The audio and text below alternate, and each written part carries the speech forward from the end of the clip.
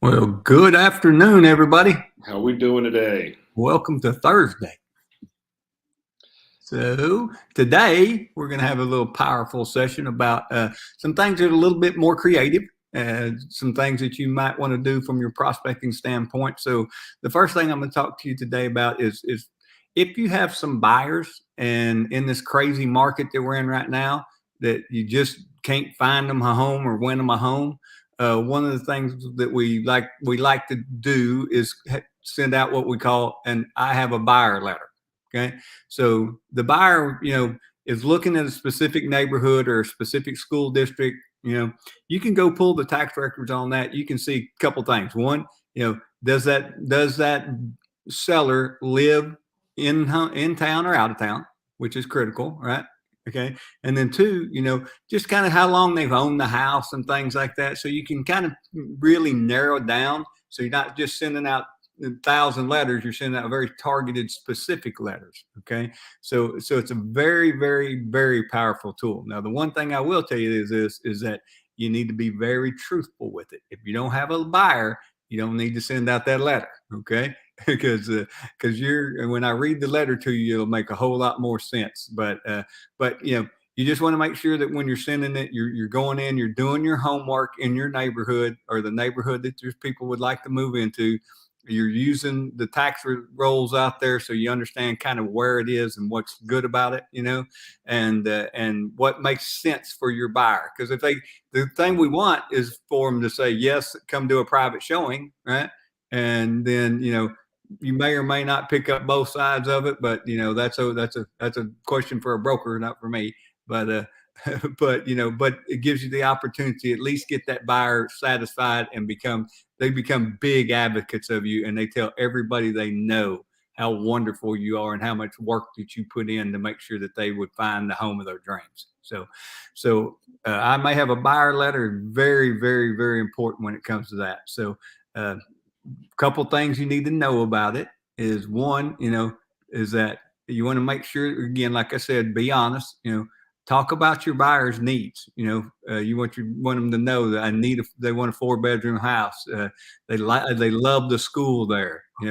Tell the story of your client. Let them know that these are wonderful people and the kind of people that your neighbors that are still there want to have around. And then even if you need to, maybe even walk the neighborhood and introduce yourself, especially on a nice spring day. If you got a dog, walk the dog and chat with everybody that's standing there outside or sitting in their driveway.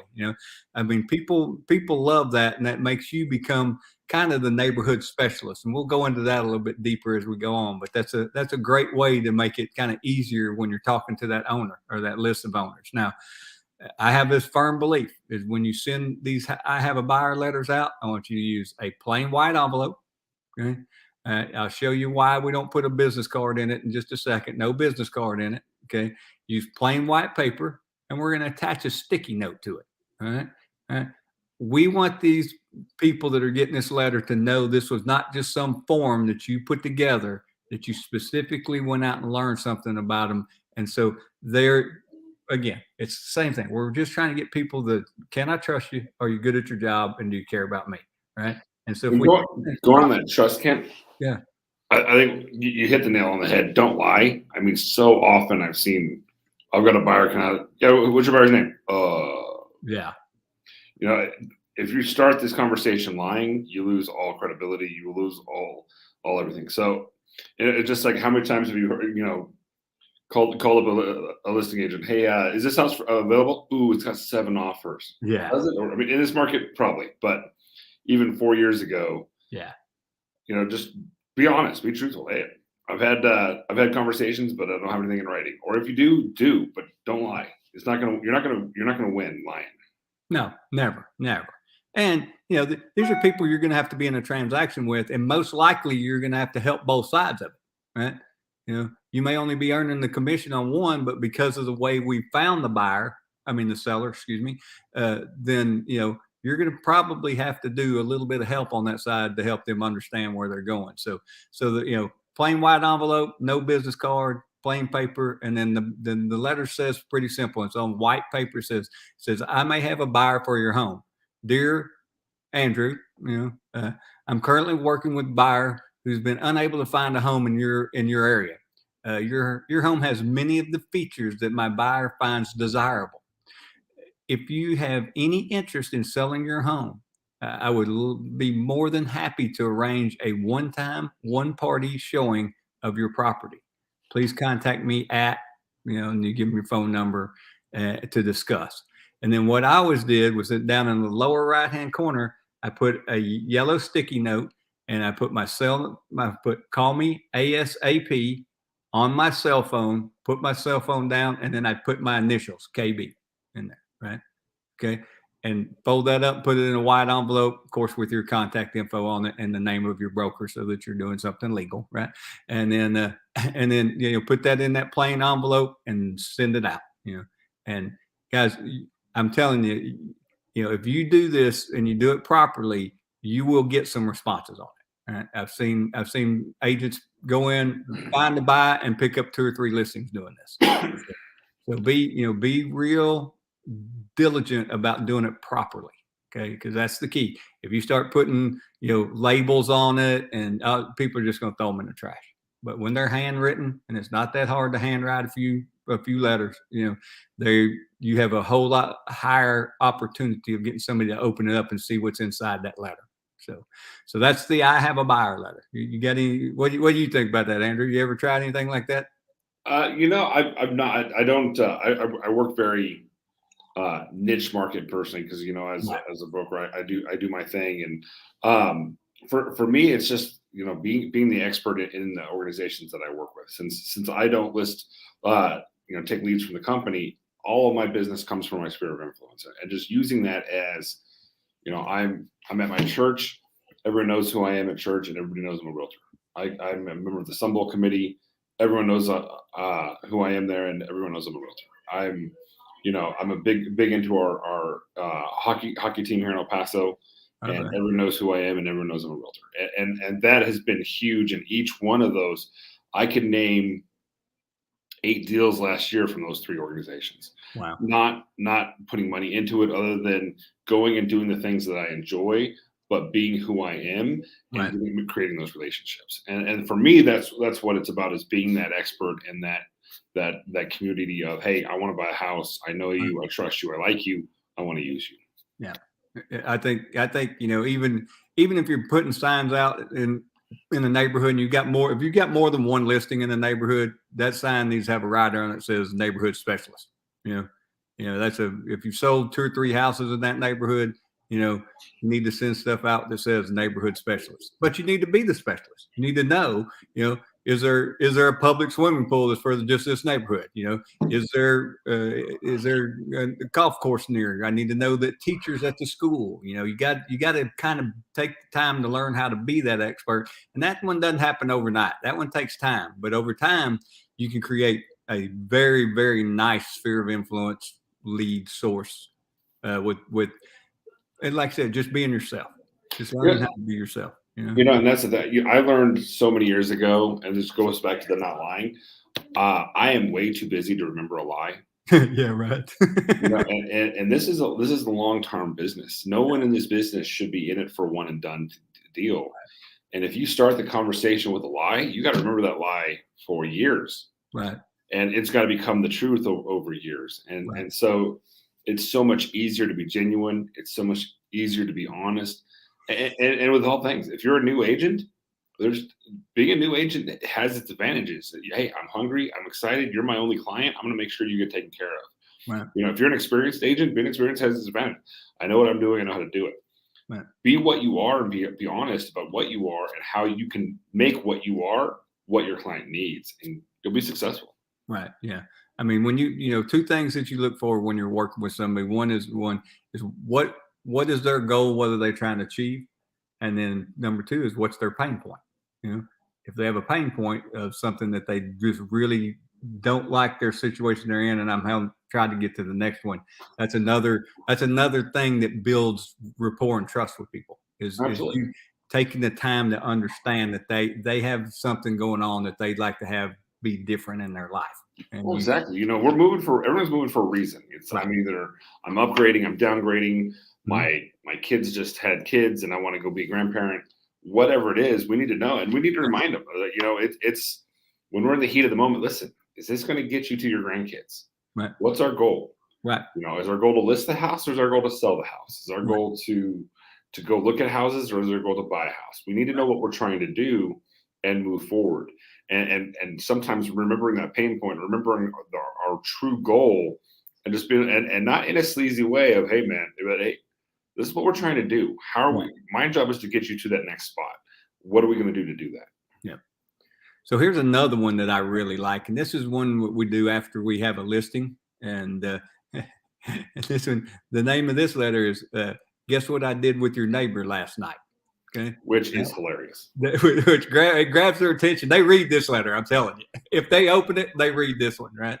And so, of course, you just say, "Dear Mr. Homeowner, Mr. and Mrs. Homeowner, I just sold your neighbor's house, and according to the National Association of Realtors report, when a property goes up for sale in a neighborhood, 7 people in 250 house radius will also put their home up on the market. You may be one of the 7." All right. And so you kind of address why you even sent them the letter, is because we know that statistic exists, right? And we know if that statistic exists, then we want to give you the opportunity to have somebody that just sold a home in your neighborhood, because who's going to have the best comp in the neighborhood? I mean, that's going to be the best comp in the neighborhood. Then it says, if you're thinking of selling or moving, this is a great time. As a professional who is active in your neighborhood, I'd like to meet you and share information that will give you the insight on today's market to help you make a decision on whether to sell. Please call me. Do that same thing. So, so that's a pretty interesting letter, right? And of course, it's the catchiest headline I got for any of them. So, so if you learn to use that thing properly, that's a great way to do it. And this one, if you read it real specifically, we're saying you're going to need to send out about 250 of these to see if those 7 people exist at this time. You're not gonna have to send out 1,000. You're going to send out about 250 house radius of your home, of the home you just sold on me. So, well, it's crazy, and there's truth there, because especially in this market right now, the average home has gone up so much over the last 1 to 2 years. Right. Where if you tell people your home is now worth blank, what? Yeah. Oh, we had so this is a little off subject, not too far, is that we did a CE class on 1031 exchange today, right? And one of the things that I never thought about was that you can actually put a RV or a motorhome in as one of your identified homes or properties.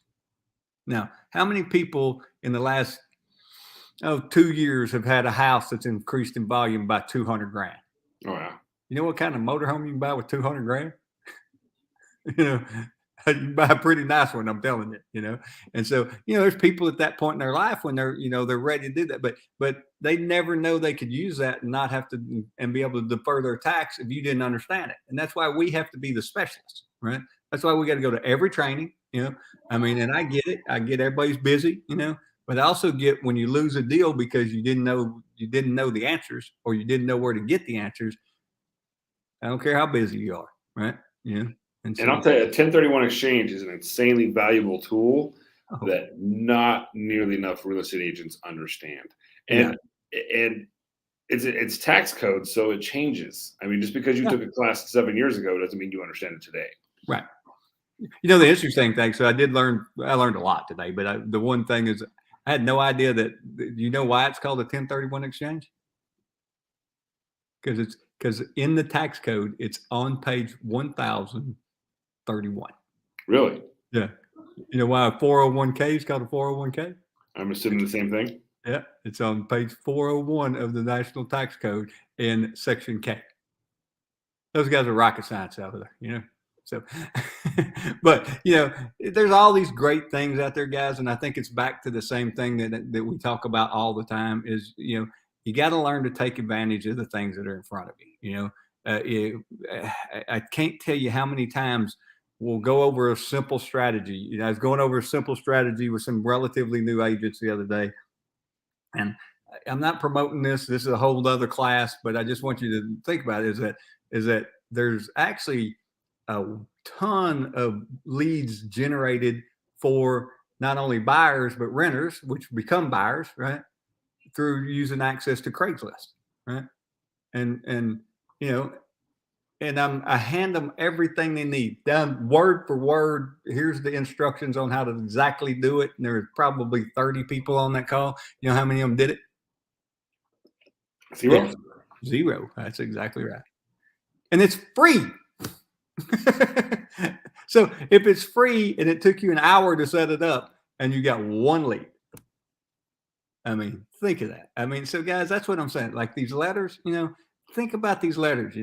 When you're out there sending things out, get into the neighborhood, become that neighborhood specialist, become the person that everybody knows. If they're doing National Night Out, you need to be at National Night Out with some kind of pop by that's there to hand out that says, I'm your local realtor and I'm your neighborhood specialist.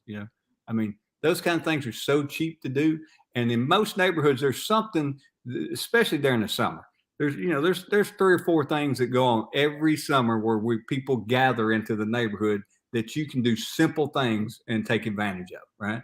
And well, so that's a little small towny. I mean, yeah, we are a small town, dude. Yeah, so, small town actually. Now we do like my neighborhood association does do one a year. We have a national night out thing when the police come out. But right. I mean, we don't spend a lot of time hanging out together. But well, that's why you guys need to move up here to North Texas. but there's opportunities everywhere if you have your eyes open. And I think that's the whole point of, of what we go through, especially from a prospecting standpoint. If I have a buyer that wants to be in that neighborhood and I don't send this letter out and find them a home, guess what? Eventually they're going to go to somebody else. If I just sold that house and I don't send this letter out, I just lost out on an opportunity for up to 7 to 10 listings, right?